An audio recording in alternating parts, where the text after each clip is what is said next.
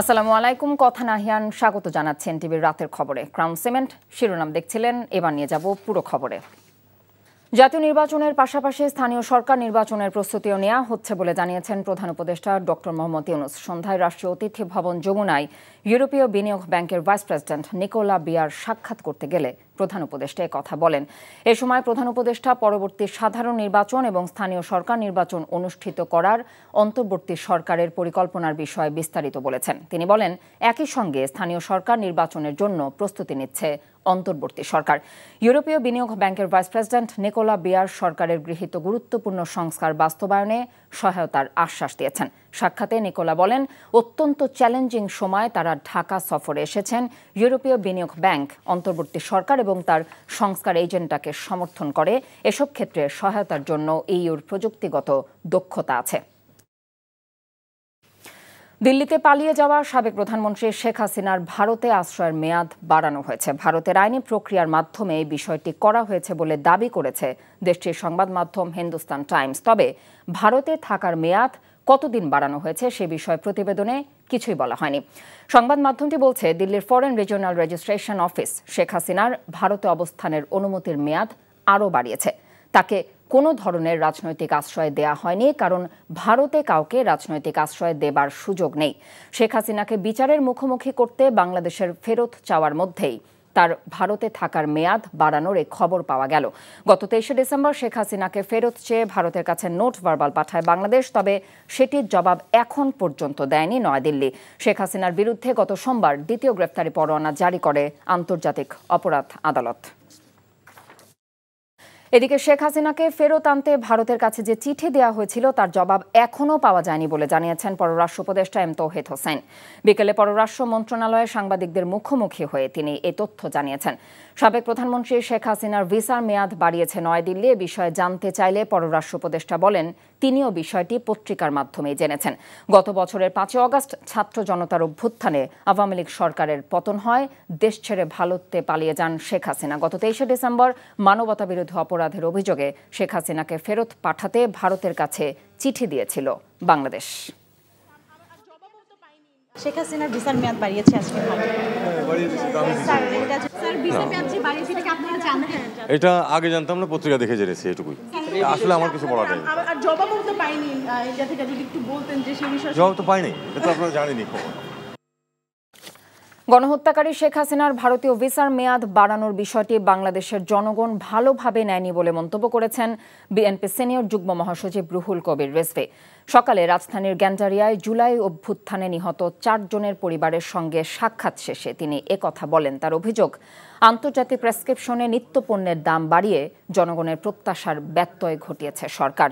মুদ্রণ ব্যবসার সাথে শেখ হাসিনার ঘনিষ্ঠজনরা জড়িত আছেন অভিযোগ করে রিজভী বলেন, নতুন বছরে বই বিতরণ নিয়ে শিক্ষা উপদেষ্টা বক্তব্য দায় এড়ানো মন্তব্য।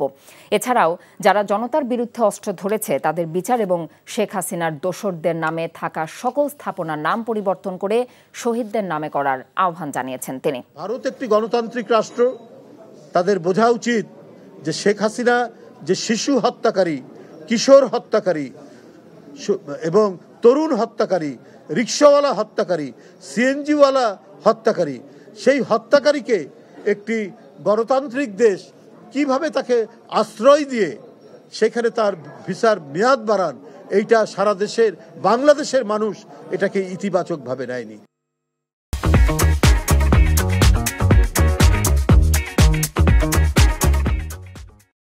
রাজুক থেকে প্লট গ্রহণে সাবেক প্রধানমন্ত্রী শেখ হাসিনার ক্ষমতার অপব্যবহারের প্রমাণ পাওয়া গেছে বলে জানিয়েছেন দুদক মহাপরিচালক আক্তার হোসেন। একই সাথে তিনি জানিয়েছেন, ওয়াসার নিয়োগে নিয়ম ভঙ্গের অভিযোগে প্রতিষ্ঠানটির সাবেক ব্যবস্থাপনা পরিচালক তাকসিমে খান সহ 10 জন এবং অর্থ আত্মসাতের অভিযোগে এস আলমের 2 ছেলে সহ 54 জনের বিরুদ্ধে মামলার সিদ্ধান্ত নিয়েছে দুদক।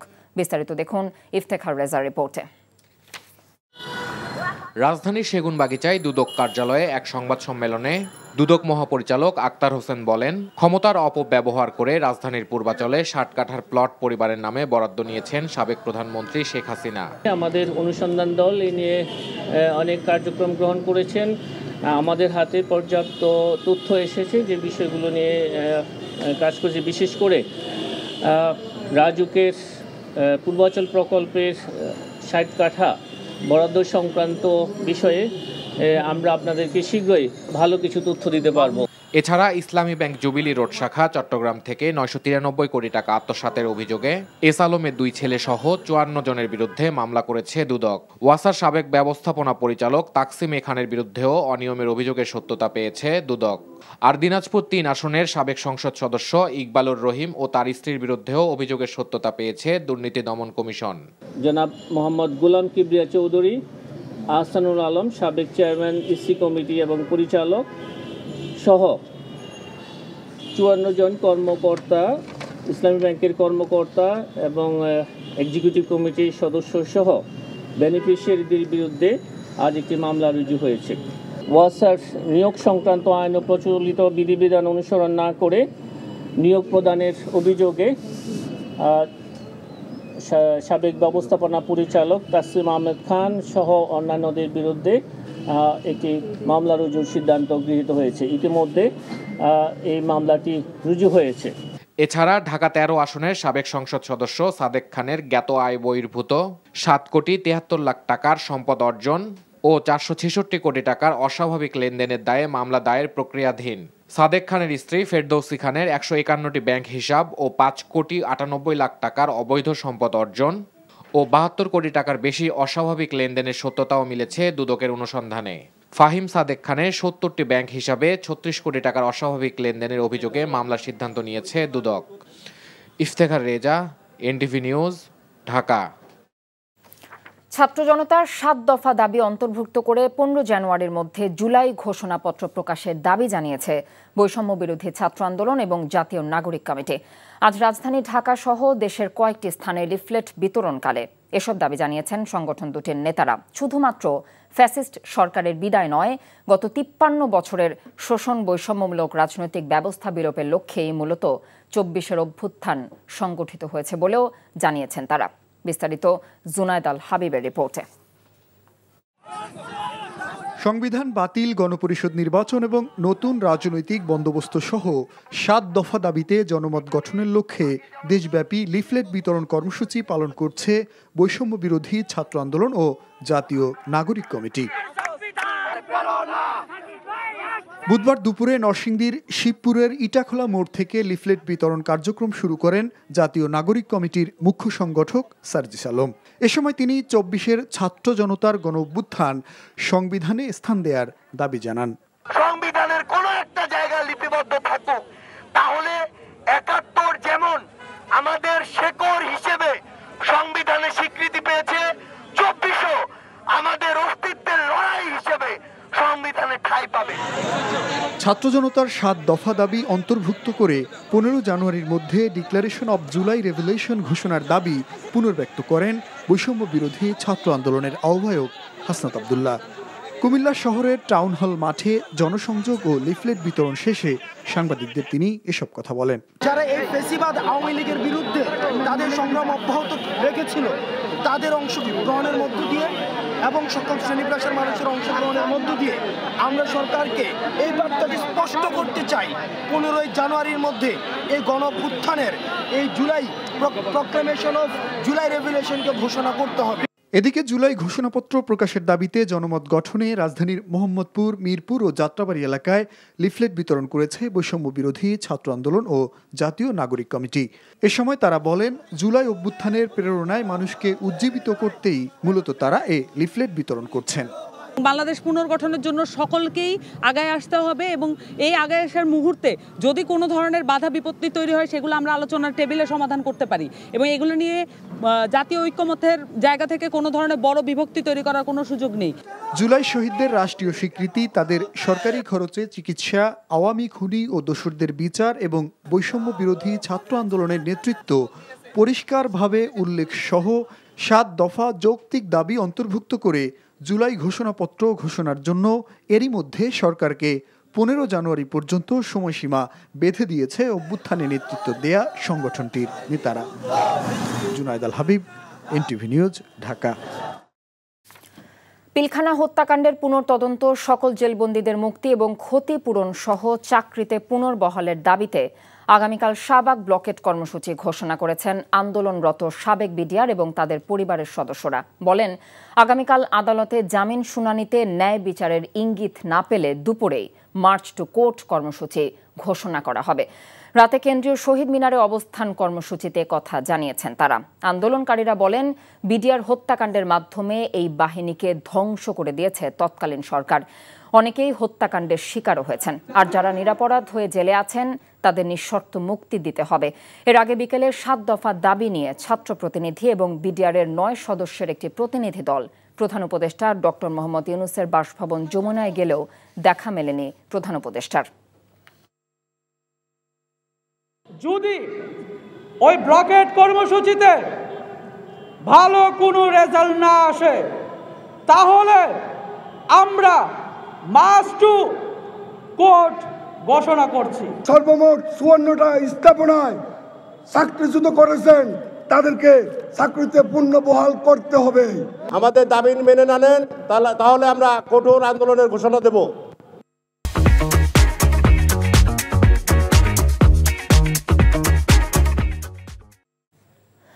জি অরফানেজ ট্রাস্ট দুর্নীতি মামলায় খালেদা জিয়ার আপিলের শুনানি আগামীকাল পর্যন্ত মুলতবি করেছেন আপিল বিভাগ। ওই দিন রাষ্ট্রপক্ষ এবং দুদককে তাদের বক্তব্য উপস্থাপন করতে বলা হয়েছে।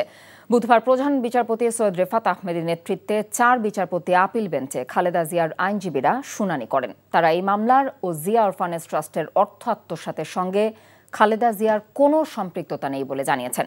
আইনজীবীরা দাবি করেন, রাজনীতি থেকে দূরে রাখতেই এই সাজানো মামলায় খালেদা জিয়াকে সাজা দেওয়া হয়েছে। 2018 সালের 8 ফেব্রুয়ারি জিয়া অরফানেজ ট্রাস্ট দুর্নীতি মামলায় খালেদা জিয়াকে 5 বছরের কারাদণ্ডাদেশ দেন বিচারিক আদালত। একই সঙ্গে তারেক রহমান সহ সব আসামিদের 10 বছরের সাজা দেওয়া হয়। পরে হাইকোর্ট খালেদা জিয়াকে 10 বছরের কারাদণ্ড দেন। এই রায়ের বিরুদ্ধে আপিল করেন খালেদা জিয়ার আইনজীবীরা। গেল 5 অগস্টে শেখ হাসিনা সরকারের পতনের পর রাষ্ট্রপতি খালেদা জিয়ার দণ্ড মওকুফ করেন। বিগত সরকার বিচার বিভাগকে ব্যবহার করে বিভাগের উপরে হস্তক্ষেপ করে যে জাজমেন্ট নিয়েছে, সেইভাবে আমরা জাজমেন্ট চাই না। আমাদের অ্যাপিল যেভাবে আমরা করেছি, কোনো ম্যাটেরিয়ালস নাই বেগম খালেদা জিয়া বন্য কাউকে কনভিক্ট করার মতো। কি জাজমেন্ট হবে আমরা এখনো বলতে পারি না। ফ্যাকচুয়ালি আমরা আদালতকে অ্যাসিস্ট করার আমরা চেষ্টা করেছি। নির্বাচন নিয়ে তাড়াহুড়ো না করে প্রয়োজনীয় সংস্কার করে সুষ্ঠু গ্রহণযোগ্য নির্বাচন অনুষ্ঠানের আহ্বান জানিয়েছেন বাংলাদেশে বংশোদ্ভূত ব্রিটিশ এমপি রূপা হক। বিকেলে রাজধানীর উত্তরায় অতীশ দীপঙ্কর বিজ্ঞান ও প্রযুক্তি বিশ্ববিদ্যালয়ের সংবর্ধনা অনুষ্ঠানে তিনি এই আহ্বান জানিয়েছেন। এ সময় রূপা হক বলেন, আপামর জনসাধারণ রাজপথে নেমে আন্দোলন করেছিল শুধু এক দলকে সরিয়ে আরেক দলকে ক্ষমতায় আনার জন্য নয়, বরং নতুন বাংলাদেশ বিনির্মাণের জন্যই তরুণদের এই আত্মত্যাগ।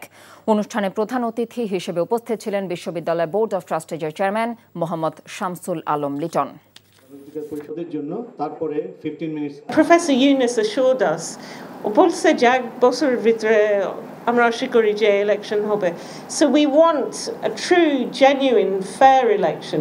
But at the same time, the structures have to be there. It has to be trustable. যদি খুব তাড়াহুড়া হয়, then that could also be a danger as well. ত্বকের চিকিৎসা নেওয়া রোগীদের একটা বড় অংশই নকল প্রসাধনী ব্যবহারকারী। বিশেষ করে অনলাইনে নকল ও ভেজাল পণ্য কিনে বিপাকে পড়ছেন অনেকেই। এসব কসমেটিক্স ত্বকের মারাত্মক ক্ষতির কারণ হচ্ছে বলে জানিয়েছেন বিশেষজ্ঞরা।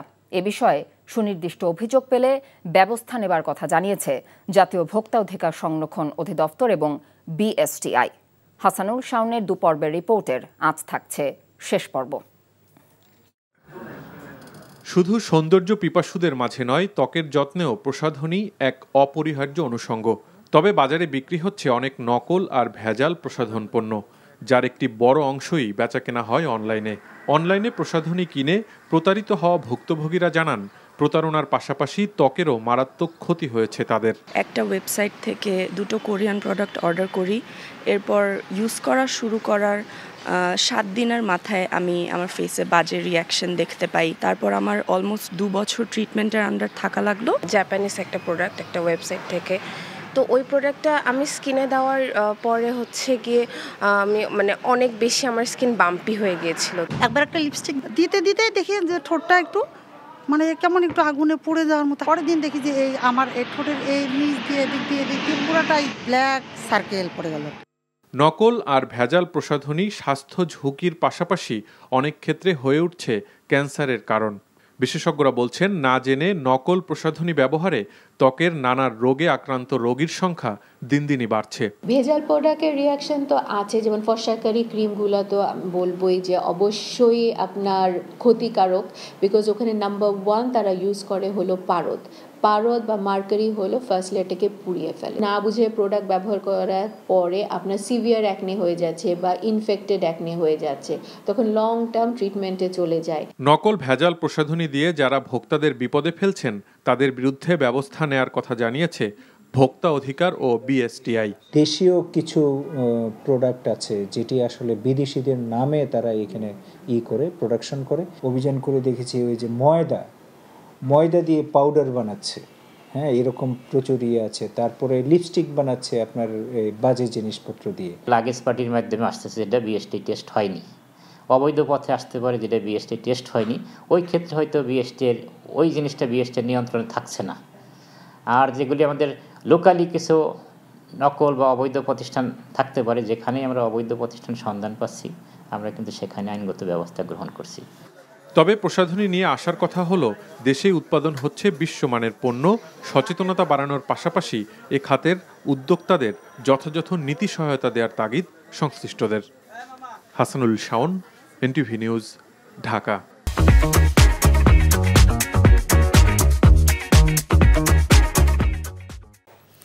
সুনামগঞ্জ সীমান্তে বিএসএফের গুলিতে নিহত হয়েছেন এক বাংলাদেশি যুবক। সন্ধ্যায় মাসিমপুর সীমান্তে এই ঘটনা ঘটে।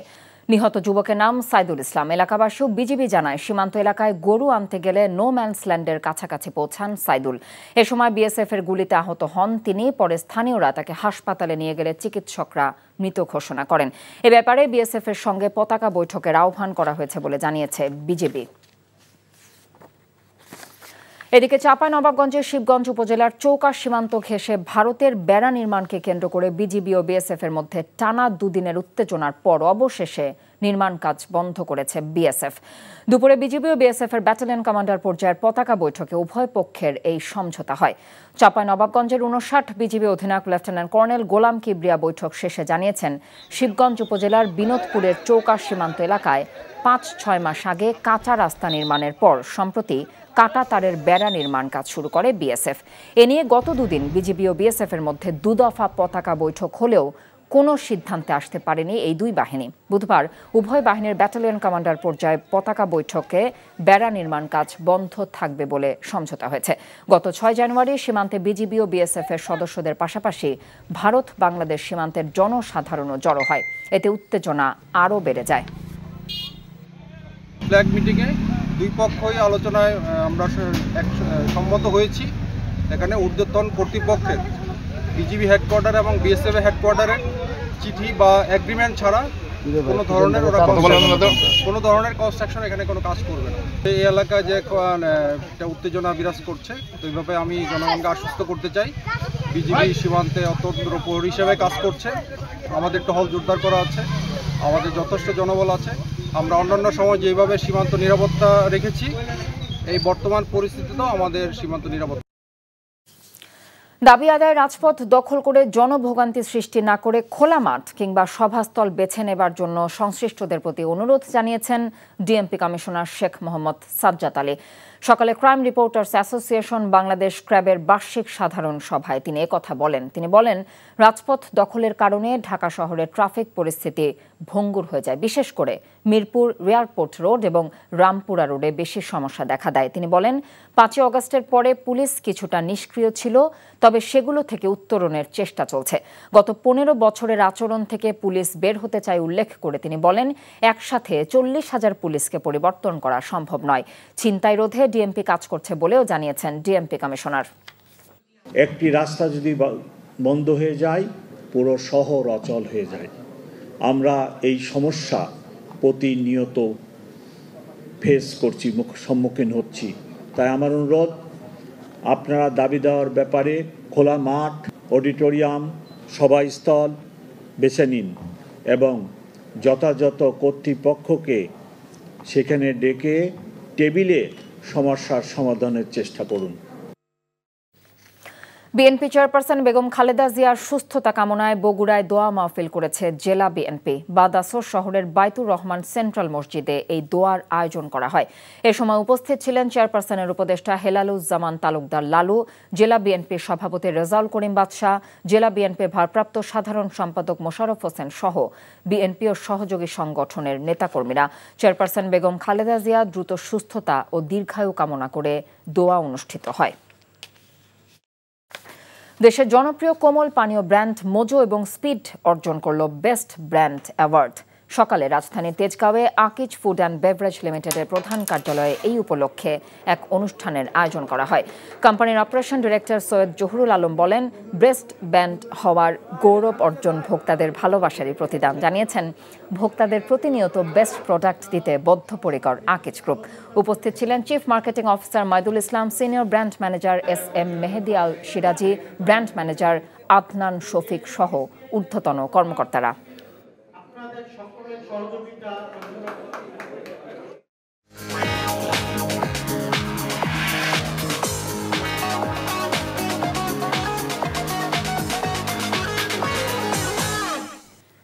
এবারে নগদ নিবেদিত অর্থনীতির খবর। দেশে চালের কোনো সংকট নেই, তবে মজুতদারির কারণে দাম বাড়ছে বলে জানিয়েছেন বাণিজ্য উপদেষ্টা শেখ বশিরউদ্দিন। একই সাথে স্বৈরাচার আওয়ামী লীগ সরকারের সাগর চুরির খেসারত মানুষকে দিতে হচ্ছে বলেও মন্তব্য করেছেন তিনি। বলেন, 16 বছরের ক্ষতি পুষিয়ে নিতে শিল্প খাতে বিদ্যুৎ এবং গ্যাসের দাম এছাড়াও বিভিন্ন খাতে কর বাড়ানো হয়েছে। রাজধানীতে পৃথক দুটি অনুষ্ঠানে তিনি একথা বলেন। মেজবা হাসানের রিপোর্ট। বিগত বছরগুলোর ধারাবাহিকতায় গণঅভ্যুত্থানের পরবর্তী অন্তর্বর্তীকালীন সরকার দায়িত্ব গ্রহণের পর নানামুখ উদ্যোগ নেওয়া হলেও বাজার নিয়ন্ত্রণ সম্ভব হয়নি। এমনকি ভরা মৌসুমেও অস্থির হয়ে উঠেছে চালের বাজার। গত 5 মাসে কয়েক দফায় 10 টাকা পর্যন্ত বেড়েছে চালের দাম। ভরা মৌসুমেও বাজারের এই অস্থিরতার কোনো যৌক্তিক কারণ নেই বলে জানিয়েছেন বাণিজ্য উপদেষ্টা। রাজধানীর তেজগাঁওয়ে টিসিবির পণ্য বিক্রয় কার্যক্রমের উদ্বোধন শেষে তিনি বলেন, মূল্য বৃদ্ধির কারণ খোঁজার চেষ্টা করছে সরকার। বাজারে চালের কোনো ঘাটতি নেই, সরকারের নিজস্ব যে মজুদ সেখানেও ঘাটতি নেই, স্থানীয় উৎপাদনেও তেমন ঘাটতি নেই, কারণ আমরা আমনের ভরা মৌসুম পার করছি এই মুহূর্তে। সো এই মুহূর্তে বাজারে এই মূল্যস্ফীতিটার কোনো যুক্তিসঙ্গত কারণ আমরা দেখছি না। এদিকে আন্তর্জাতিক গার্মেন্টস, অ্যাক্সেসরিজ অ্যান্ড প্যাকেজিং এক্সপোর উদ্বোধনী অনুষ্ঠানে শিল্প মালিকরা বলেন, অযৌক্তিকভাবে শিল্প খাতে গ্যাস ও বিদ্যুতের দাম বাড়ানো হয়েছে। কোনো রকম আলোচনা ছাড়াই সরকারের এমন সিদ্ধান্তে ক্ষোভ প্রকাশ করেন তারা। আমাদের কাছে আসলে এখনো 70 টাকা বা 75 টাকা পার ইউনিট পড়বে, এটা আমাদের কাছে কোনোভাবেই গ্রহণযোগ্য না। তবে স্বৈরাচার সরকারের নৈরাজ্যের খেসারত সবাইকে দিতে হচ্ছে বলে মন্তব্য করেন শেখ বশিরউদ্দিন। অর্থনৈতিক যে নৈরাজ্য হয়েছে, 28 লক্ষ কোটি টাকা এই দেশ থেকে পাচার হয়েছে। এই যারা পাচার করেছে, যারা এই অন্যায়গুলো করেছে, এই সাগর পরিমাণ যে অন্যায় করেছে, আজকে আমাদের সকলকে এর ভার বইতে হচ্ছে। এ সময় জীবাশ্ম জ্বালানির ওপর নির্ভর না হয়ে নবায়নযোগ্য জ্বালানির ওপর জোর দেওয়ার তাগিদ দেন বাণিজ্য উপদেষ্টা। আমি আপনাদেরকে সমীরবদ্ধভাবে মেজবা হাসান, এনটিভি নিউজ, ঢাকা। চালের বাজারে সিন্ডিকেট ভাঙতে মজুদ বিরোধী সব আইন প্রয়োগ করতে নির্দেশ দেওয়া হয়েছে বলে জানিয়েছেন খাদ্য উপদেষ্টা আলী ইমাম মজুমদার। দুপুরে সচিবালয়ে কথা বলেন তিনি। বর্তমানে 12 লাখ টনের বেশি চাল গমের মজুদ আছে, তাই দাম বাড়ারও কারণ দেখছেন না। জনপ্রশাসনে অস্থিরতা, দাবি দাওয়া আদায়ের চাপ সহ বিভিন্ন কারণে দায়িত্ব নেবার 5 মাসে অন্তর্বর্তী সরকারের জন্য পরিস্থিতি চ্যালেঞ্জিং হলেও সংকট মোকাবেলায় প্রস্তুতি আছে বলে আশ্বস্ত করেছেন তিনি। রিপোর্ট করছেন রোকনউদ্দিন। আমনের ভরা মৌসুমেও বাড়ছে চালের দাম। টিসিবির হিসেবেই শেষ এক সপ্তাহে কেজিতে চালের দাম বেড়েছে 3 থেকে 4 টাকা। সেপ্টেম্বরের বন্যা দাম বাড়ার অন্যতম কারণ হিসেবে উল্লেখ করে খাদ্য উপদেষ্টা বলেন, চালের মজুদ আরও বাড়াতে আমদানিতে জোর দিয়েছে সরকার। সরকারিভাবে যেটুকু আমদানি করার কথা, আমরা বাই দিস টাইম 2.5 লক্ষ মেট্রিক টন হচ্ছে আপনার আন্তর্জাতিক উন্মুক্ত দরপত্র মাধ্যমে এবং 1 লাখ টন বার্মা থেকে G2G ভিত্তির মাধ্যমে এটা কনফার্ম হয়ে গেছে। আর 50,000 টন পাকিস্তান থেকে আমাদের আলোচনা কনক্লুড হয়েছে, যে 2.5 লক্ষ টন উন্মুক্ত দরপত্রের মাধ্যমে করা হয়েছে, সবটাই ভারত থেকে। ডলার সংকটে চাল আমদানিতে এলসি খুলতে কিছুটা সমস্যা হলেও বাংলাদেশ ব্যাংক ব্যবস্থা নিচ্ছে বলে জানান খাদ্য উপদেষ্টা। বলেন, কড়া নির্দেশ দেয়া হয়েছে মজুতদারদের সিন্ডিকেট ভাঙতেও। মজুদ বিরোধী যত আইন আছে এগুলি যাতে প্রয়োগ করা হয় তার জন্য জেলা খাদ্য নিয়ন্ত্রক সহ জেলা প্রশাসকদের নির্দেশ দেওয়া হয়েছে। অন্তর্বর্তী সরকার গঠনের 5 মাসে বিধ্বস্ত প্রশাসনকে ঢেলে সাজানো হয়েছে বলে জানান খাদ্য উপদেষ্টা। মনে করেন 15 বছরের দলীয়করণ জনপ্রশাসনে অস্থিরতার অন্যতম কারণ। আসলে গত 15-16 বছরে আমরা একটা সিস্টেমটাকে, টোটাল সিস্টেমটাকে এমন একটা মানে রন্ধ্রে রন্ধ্রে দলীয়করণের একটা ছাপ পড়ে গেছে। অনেকেই আছেন সুবিধা বঞ্চিত, তাদেরকে এই সরকার পদোন্নতি দিয়েছে, মানে সাবেক বাকিয়া বেতন ভাতা সহ অনেক কিছু দিয়েছে, আরও কিছু নিষ্পত্তির অপেক্ষায় আছে কিছুটা। গভর্নমেন্ট চালানো একটা চ্যালেঞ্জিং ব্যাপার, বিভিন্ন সময় বিভিন্ন সংকট আসবে, এই সংকটকে মোকাবিলা করার জন্য আমরা তৈরি আছি, দেখা যাক। দাবি করলেই মানা হবে এমন অবস্থায় সরকার নেই বলেও জানান আলী ইমাম মজুমদার। কেউ কেউ এটা সুযোগটা নিতে চাচ্ছেন, কিন্তু এখন কিন্তু প্রথম থেকে যেরকম ভাবে হতো এখন কিন্তু ঢালাভাবে মানা হচ্ছে না। Roknuddin, NTV news, Dhaka. এই ছিল এনটিভির রাতের খবরে। এই খবরের ভিডিও সহ আপডেট জানতে ভিজিট করুন এনটিভি অনলাইন www.ntvbd.com। এছাড়াও এনটিভির জনপ্রিয় সব অনুষ্ঠান এবং খবরের আপডেট জানতে ভিজিট করুন আমাদের ইউটিউব ও ভেরিফাইড ফেসবুক পেজ। রাত 1টায় মধ্যরাতের খবর দেখার আমন্ত্রণ রইল। এতক্ষণ সাথে থাকার জন্য ধন্যবাদ সবাইকে।